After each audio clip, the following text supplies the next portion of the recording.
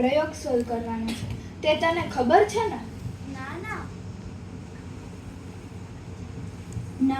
ના ના ગઈકાલે હું એબસેન્ટ હતી.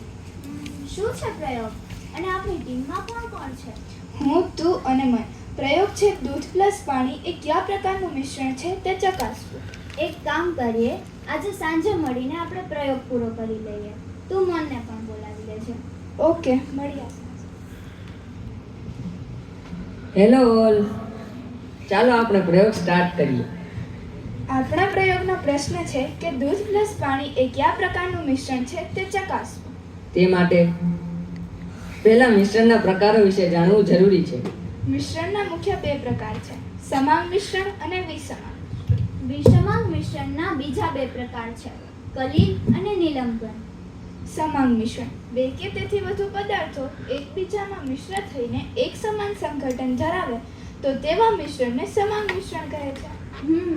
ઉદાહરણ તરીકે મીઠા પ્લસ પાણીનું મિશ્રણ કે જેમાં મીઠું સમાન રીતે પાણીમાં ઓગળી જાય છે. નિલંબન કે જેમાં ઘન કણો માધ્યમના કણો પર વિખેરણ પામેલા હોય છે તેવા મિશ્રણને નિલંબન કહે છે. જેમ કે રેતી પ્લસ પાણીનું મિશ્રણ, તેમાં રેતી સંપૂર્ણ રીતે ઓગળી જતી નથી. કલીલ કે જેમાં બીજા પદાર્થના કણો માધ્યમના કણો પર વિક્ષેપિત થયેલા હોય છે તેવા મિશ્રણને કલીલ કહે છે. ઉદાહરણ તરીકે વાદળ.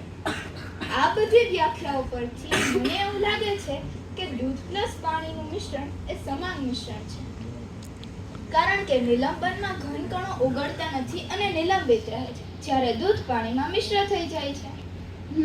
તો હજુ વધુ ચોકસાઈથી કારણ શોધવા માટે આપણે મિશ્રણની અન્ય લાક્ષણિકતાઓ ચકાસીએ.